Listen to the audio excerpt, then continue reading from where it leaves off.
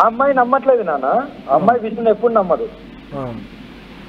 సరే, ఇక్కడ ఇంకొక విషయం, మీరు వర్షిణిని పూర్తిగా నాకు ఇచ్చేయండి, బాండ్ పేపర్ మీద సంతకం చేయండి, నేను 3 కోట్ల రూపాయలు మీకు ఇస్తానని చెప్పి చెక్కు రాసిచ్చారా? అసలు ఇక్కడ పెట్రోల్కే డబ్బులు లేవని నేనంటే, భక్తులు పోసే పెట్రోల్తో నేను తిరిగితే 3 కోట్లు కాదు 30,000 కూడా ఉన్నాయి. మరి వీళ్ళకి నేను ఎలా రాసిస్తా? పోనీ మీరు అడిగారా మీ అమ్మాయిని నేను తీసుకెళ్తాను, నా వెంట తీసుకెళ్తాను, నేనే ఉంచేసుకుంటాను? అసలు అలా ఏం అడగలేదు. నేను అడగను కూడా. ఆమెకు నా దగ్గర దీక్ష తీసుకోవాలని ఉండే, ఆమె మనస్ఫూర్తిగా వచ్చింది, నేను ఆహ్వానించాను. హైదరాబాద్ దాకా వచ్చిన తర్వాత కంపల్సరీ నన్ను నమ్మి ఒక ఆడపిల్ల వచ్చింది కాబట్టి నేను తీసుకెళ్ళిన. నేను మళ్ళీ చెప్తున్నా కదా, ఆమె వచ్చింది, నేను దీక్ష ఇవ్వడానికి రెడీ అయ్యాను, తీసుకెళ్ళాను, స్వతహాగా వచ్చింది. అమ్మ మళ్ళీ వెళ్ళింది, మళ్ళీ వస్తానా కూడా నేను ఆహ్వానిస్తాను. ఆమె కాదు, ఇప్పుడు చాలా మంది, ఇప్పుడు నా నెంబర్ అందరి దగ్గరికి వెళ్ళిపోయింది. ఇప్పుడు అందరు కాల్ చేసి అమ్మ నేను కూడా వస్తానంటే మీరు అందరు రావచ్చు. కానీ నాకు నా వెనకాల తిరగాలంటే ఎలిగేషన్స్ ఉంటాయి, నా పోరాటం వేరు, నేను వేరు, అన్నిటికీ తట్టుకుంటాను. కాదేగోరం ఇక్కడ ఏమంటున్నా, ఒకసారి మీరు ఫస్ట్ గారు వచ్చినప్పుడు ఒక ఉద్యమం కోసం, సనాతన ధర్మం కోసం, దేవాలయాల రక్షణల కోసం, ఆడపిల్లపై అత్యాచారాల కోసం, పోరాటం కోసం వచ్చిన మీరు ఎందుకు ఒక వర్షిణి దగ్గర ఆగిపోతున్నారు? వర్షిణి అనే ఒక పదం కనుక మీ దగ్గర లేకపోతే, ఒక నిమిషం, నేను ఆ క్వశ్చన్ కంప్లీట్ చేయనివ్వండి. వర్షిణి వెళ్ళిపోయిందని నా పూజలు ఆగినాయా, లేకుంటే నా జర్నీ ఆగిందా? ఆగలే కదా. ఎగ్జాక్ట్ అదే అంటున్నా. ఇప్పుడు వర్షిణి దగ్గర ఎందుకు స్టక్ అవ్వాలి? వర్షిణి అనే పదం వచ్చింది కాబట్టి చాలా మంది అనుమానం వ్యక్తం చేస్తున్నారు, ఆరోపణలు చేస్తున్నారు. ఆ ఫ్యామిలీ కూడా మీపై ఆరోపణలు చేస్తుందంటే వర్షిణి కారణంగానే కదా. వర్షిణి లేకపోయి ఉంటే మీపై ఆరోపణలు వచ్చేవే కాదు, ఇన్ని డబ్బులు నేను చెప్పేవారే కాదు. ఏకంగా మీరు ఒక అమ్మాయిని కొనుగోలు చేయాలని చెప్పి ఆ తల్లిదండ్రులు చెప్తున్నారు. ఆ ప్రయత్నం చేశారా? కాదు నాన్న, నేను కొనుగోలు చేయాలంటే మరి ఎన్నో కొనుగోలు చేస్తా. ఓకేనా? అన్ని కోట్లు అవి అన్నీ ఉంటే నా తల్లిదండ్రులకి ఫస్ట్ మంచిగా చేయించుకొని నేను కూడా ఏదన్నా ఆశ్రమం పెట్టుకొని హ్యాపీగా అన్నే కూర్చొని ఉండేటోని. అది అలాంటి ఆలోచనలు లేవు. వాళ్ళు అన్నది పూజల విషయంలో అయితే నేను ఒప్పుకుంటాను. నేను పూజలకు వెళ్తుంటాను, వస్తుంటాను. నన్ను పిలుస్తారు, నేను 100% నేను వెళ్తాను, శ్మశానాలలో పూజలు చేస్తాను. ఇది వాస్తవం.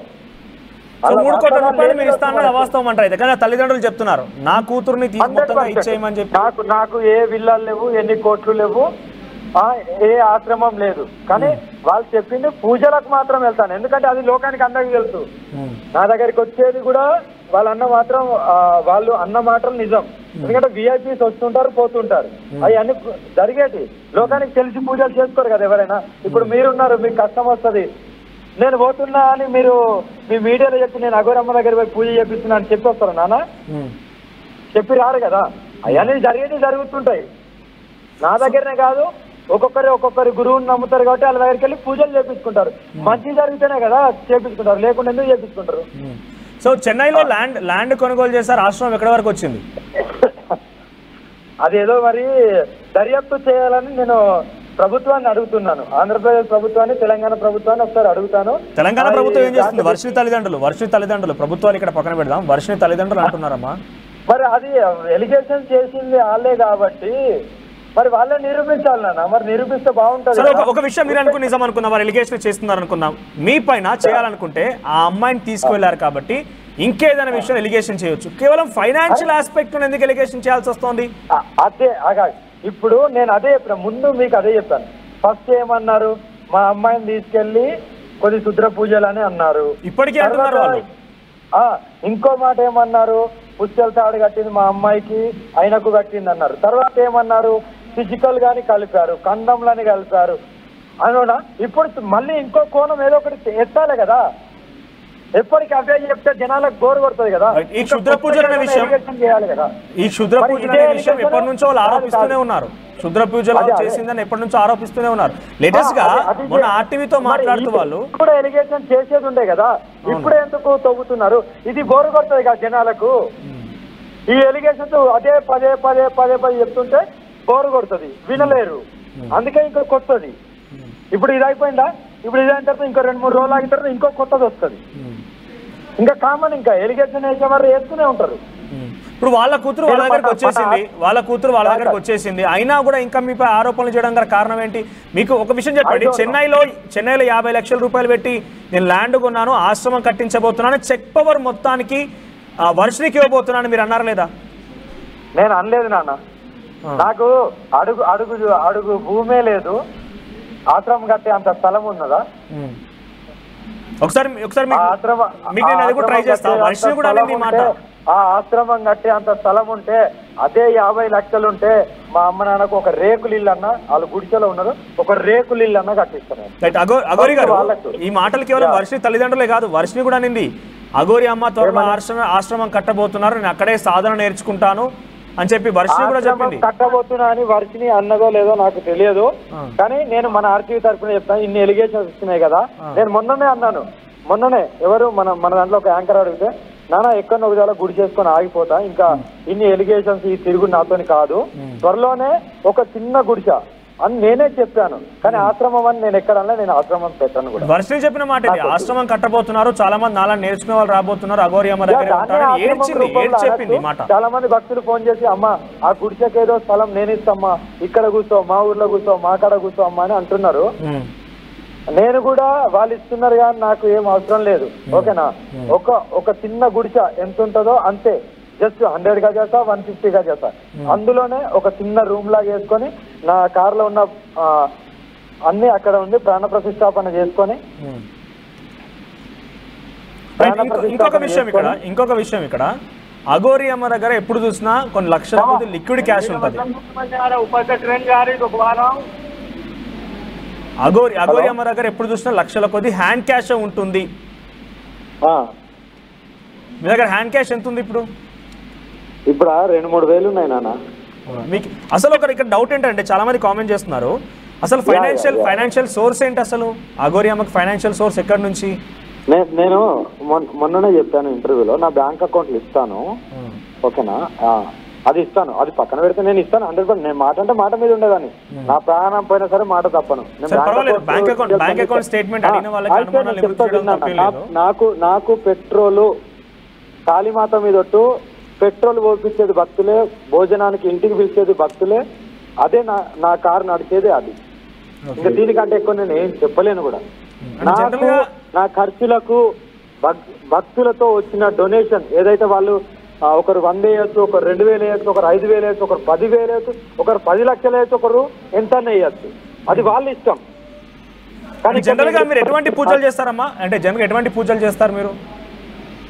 అది పూజలు అనేటి ఎలాంటివి చేస్తాం అనేది అన్ని పర్సనల్ గా, మీ సాధన కోసం అని కాదు, లైఫ్లలో ఏది చెప్పాను అన్న, మీ సాధన కోసం అని కాదు. ఇక్కడ మీరు ఒక విషయం వినండి, మీ సాధన కోసం అని కాదు. వర్షిని గతంలో ఏం చెప్పిందంటే, ఎవరు ఒక మానసిక ఆందోళనతో ఒక బాబు బాధపడుతూ ఉంటే ఆ పూజ చేసి తనని మానసిక ఆందోళన నుంచి బయటపడేసింది అఘోరి అమ్మ అని వర్షిని చెప్పింది. 100 నానా, క్యాన్సర్ పేషెంట్లకు నేను చాలా మందికి చేశాను, ఓకేనా, వికలాంగులకు నా వంతుగా సాయం చేసుకుంటున్నాను, నేను చేసేటి కార్యక్రమాలు ఉన్నాయి నాన్న, ఓకేనా. సో అదంతా సేవగానే ఉంటుందా? డబ్బులు తీసుకుంటారా? 100% సేవనే నాన్న. డబ్బు అయితే ఈ పాటికి నేను ఒక జీవితాన్ని గడిపేదాన్ని, ఒక జాగలు ఆగేదాన్ని కాదు. మీరు అవన్నీ వద్దనుకొని, ఆ జీవితం వద్దనుకొని, అవసరమైతే మిమ్మల్ని మీ ఐడెంటిటీని కోల్పోయి మీరు ఈ జీవితాన్ని ఎంచుకున్నారు. మీకు మళ్ళీ లగ్జరియస్ అవసరం లేదని చెప్పి ఒంటిపైన కనీసం ఒక వస్తువు కూడా లేకుండా. అదేనా, దీన్ని కూడా లగ్జరియస్ వీళ్ళు అనుకుంటున్నారు. ఆమెకు ఐఫోన్ ఉంది, కారు ఉందంటే, నాకు నా బండి, నా ప్రయాణం సాగడానికి నాకు కారు ఉంది, దాంట్లో ఎలాంటి తప్పు లేదు. ఉన్నదల్లా ఇది ఒకటే కారు, ఓకేనా. మరి ఫోన్ అనేది కంపల్సరీ ఉండాలి, అది నేను వాడుతున్నాను, దాంట్లో ఎలాంటి ఇబ్బంది లేదు. ఈ రెండింటిని చూసి అమ్మో కోట్లు ఉన్నాయి కావచ్చు, ఇక్కడ ఈ రోజు నేను మొన్న గుజరాత్ లో, ఈ రోజు ఇప్పుడు కాశీలో, మళ్ళీ రేపు హరిద్వార్, తర్వాత ఢిల్లీ, తర్వాత మళ్ళీ ఓంకారేశ్వర్, తర్వాత త్రయంబకేశ్వర్, ఇవన్నీ జ్యోతిర్లింగాలు, ఇవన్నీ పోతున్నా అంటే భక్తులు వేస్తారు, భక్తులు పెట్రోల్ కొట్టిస్తారు. అఘోరి గారు, మీతో పాటు మీరు సాధన చేసే సమయంలో కఠోరమైన దీక్ష తీసుకున్నారు కదా, మీతో పాటు చాలా మంది మీ మిత్రులు కానివ్వండి, అఘోరిగా ఉన్నటువంటి చాలా మంది నాగసాధువులు కానివ్వండి, వాళ్ళందరూ ఇలానే ఉన్నారా? వాళ్ళందరికీ కార్లు ఉన్నాయా? వాళ్ళందరికీ ఐఫోన్లు ఉన్నాయా అనే ఒక అనుమానం కూడా వ్యక్తం అవుతుంది ఇక్కడ. ప్రతి ఒక్కరికైతే, కొంతమందికి అయితే కార్లు అయితే ఉన్నాయి, అందరికి ఉన్నాయి. ప్రతి ఒక్క అఘోరికి ఒక స్టేజ్ వచ్చిన తర్వాత అందరు కార్లు వాడతారు. అంటే వాళ్ళు కూడా మీలాగానే బాహ్య ప్రపంచంలో తిరుగుతూ ఉంటారా? కేవలం ఎప్పటికీ హిమాలయాల్లో ఉంటారు? ఎంతో మందిని చూపిస్తా, కానీ ప్రపంచంలో తిరుగుతారా అని కాదు, ఒక జాగాలో కూర్చున్నారు. ఆ కూర్చోవడం నాకు ఇష్టం లేక నేను కూర్చోవట్లేదు. అందరూ ఒక్కొక్క జాగాల మఠం అనే పేరుతో ఆశ్రమం అనే పేరుతో కూర్చొని ఉన్నారు. కావాలంటే అంటే వాళ్ళ లక్ష్యం ఏంటి? బేసిక్ గా ఒక అఘోరి యొక్క లక్ష్యం ఏంటి? మీ లక్ష్యం, మీ టార్గెట్ ఏంటి? ధర్మరక్షణ ఉంటది, సేవకనే వచ్చినాం కాబట్టి సేవనే చేస్తాం అంతే. మాతో తోచినంత సేవ మా దగ్గరికి వచ్చిన వాళ్ళకు మాతో అయినంత మా శక్తి పరంగా మేము చేస్తాం, అంతేగాని రాని వాళ్ళకు దేశమంతా చేయాలని లేదు. దేశమంతా ఆ ఇంట్లో కష్టం ఉన్నది నేను పోయి తీరుస్తానది లేదు. దేశవ్యాప్తంగా తిరుగుతున్న మీరు చేస్తున్న ధర్మరక్షణ, వాళ్ళు అక్కడ కూర్చొని చేసే ధర్మరక్షణ రెండు ఒకటేనా? అంతే ఒకటే, కానీ వాళ్ళు కూర్చున్నారు, నాకు కూర్చోవడము ఇష్టం లేకుండే. ఎగ్జాక్ట్ గా అక్కడ కూర్చున్న వారికి ఏ బాధ లేదు, మీ లక్ష్యం అక్కడ కూర్చున్న నెరవేరుతుంది. కానీ మీరు బాహ్య ప్రపంచంలోకి వచ్చి మీరు ఇబ్బందులు పడుతున్నారు, మీతోటి ఎవరైతే ఇంకా వస్తున్నారో వాళ్ళు కూడా ఇబ్బందులు పడుతున్న పరిస్థితి కనబడుతోంది కదా. అంటే వీళ్ళు ఎలా అంటే నాన్న, ఇప్పుడు నేను కూర్చున్నా అంటే నా దగ్గరికి రాలి కదా అందరూ, ఎవరైతే నన్ను నమ్మిన వాళ్ళే వస్తారు. కానీ బయట నేను తిరుగుతున్నా కాబట్టి చూడడానికి వస్తారు, ఇంకో దానికి వస్తారు. అక్కడ నేను రెస్ట్ తీసుకుంటున్నానా, ఇంకోటి చేస్తున్నానా వాళ్ళకి అవసరం లేదు. కానీ వాళ్ళ ఉద్దేశం అదే ఉంటది కాబట్టి వాళ్ళు అలాగే ఆలోచిస్తారు. కాబట్టి ఆ మూర్ఖులు అలాగే ఉంటారు కాబట్టి అలాగా అదే లేదు. అమ్మని నమ్ముకున్నాం కదా మేము ఇలా చేపించుకుంటాము, లేకుంటే అమ్మ దగ్గరికి పోయి కొద్దిగా ఆశీర్వాదం తీసుకునే అనే వాళ్ళ ఆలోచనలు వేరే ఉంటాయి. వాళ్ళు డిస్టర్బెన్స్ చేయరు. డిస్టర్బెన్స్ ఎప్పుడైతామో అది కొద్దిగా ప్రోట్రేక్ అవుతుంటది. అదే జరిగింది. అదే ఒక జాగాలో కూర్చుంటే వీళ్ళను డిస్టర్బ్ చేయలేరు కదా. ఇప్పుడు నేను బయట తిరుగుతున్నా కాబట్టి 100 మంది వచ్చి చూస్తారు, అందులో రకరకాల మనుషులు ఉన్నారు. అదే ఒక చోట కూర్చుంటే ఈ రకరకాల మనుషులు రాలు. నన్ను నమ్మి నా దగ్గరికి నన్ను కలవడానికో లేకుంటే నా ఆశీర్వాదానికో వచ్చిన వాళ్ళు మాత్రమే వస్తారు. ఇక్కడ మరొక విషయం, ఇక్కడ నమ్ముతుంది అక్కడ వర్షిని కానివ్వండి లేకపోతే ఇంకెవరైనా నమ్ముతుంది ఏంటి? లేడీ అఘోరిగా ఉన్నటువంటి మిమ్మల్ని నమ్ముతున్నారా?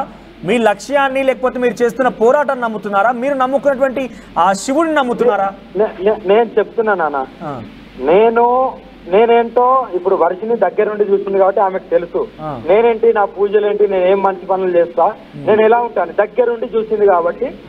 వాళ్ళ అమ్మ నాన్నకు అంత తెలియకపోవచ్చు, ఎందుకంటే నేను వాళ్ళ ఇంట్లో ఉన్నన్ని రోజులు జస్ట్ నేను నా గురు మంత్రాన్ని జపిస్తున్నా, నాలో ఉన్నది నేను చేసుకునేదాన్ని. కానీ నేను అక్కడ ఎన్ని రోజులు ఉన్నానో అన్ని రోజులు నేను మాకు ఏదైతే తీర్థం ఉంటుందో అది తీసుకుంటూ నేను కొద్దిగా నాకు కూడా రెస్ట్ దొరికింది. ఇలాంటి రెస్ట్ మళ్ళీ దొరకదో మళ్ళీ కారు ఎక్కితే ప్రజలు హడావిడి మళ్ళీ ఇదంతా ఉంటుంది. అడిగిన దానికి సరిగ్గా సమాధానం దొరకలేదమ్మా మీ నుంచి. నేను ఏమంటున్నా అంటే వర్షిని కానివ్వండి ఇంకెవరు మనం విశ్వసించే భక్తులున్నా కూడా లేడీ అఘోరిగా మిమ్మల్ని నమ్ముతున్నారా? మీరు ఎంచుకున్న లక్ష్యానా లేకపోతే ఆ శివుడినా?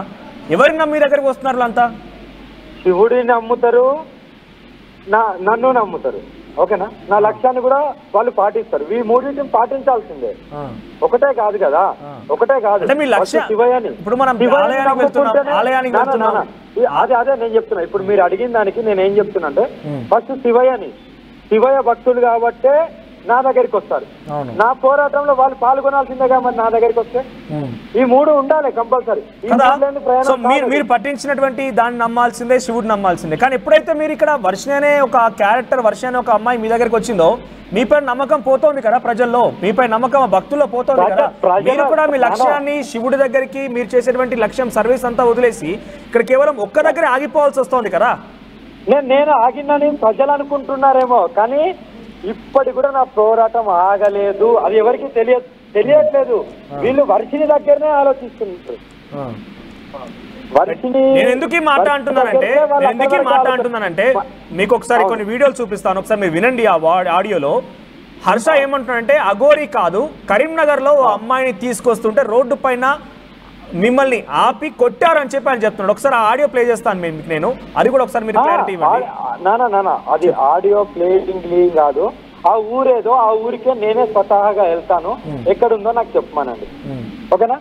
అది నాకు కావాలి ఎవిడెన్స్. ఇలాంటి బురద చల్లడం కాదు. I how to. మీరు అంటున్నారు కదా ఎవరో ఆరోపిస్తున్నారు, ఆరోపణలని సమాధానం చెప్పాల్సిన పని లేదంటున్నారు. వర్షిని వాళ్ళ అన్న చెప్తున్నాడు. ఇది ఆరోపణగా మనం చూడలేం. వర్షిని ఆల్రెడీ మీతో పాటు వచ్చింది కాబట్టి ఆయన చెప్పే మాటలు ఒకసారి మీరు వినండి. నేను ఒకసారి ప్లే చేస్తా. నాకు నిర్ధారణ కావాలి అని నేను అంటున్నాను. డెఫినెట్ గా మరి చెప్పిన హర్షాన్ని అడగాల్సిందే కదా. ఒకసారి మీరు వినండి. అడుగుతాను నానా నేను 20 days తర్వాత వస్తాను కదా. ఈ ఆరోపణలకు అన్నిటికీ సరిపోని చెప్పండి, ఈ ఆరోపణ ఎందుకు వచ్చింది?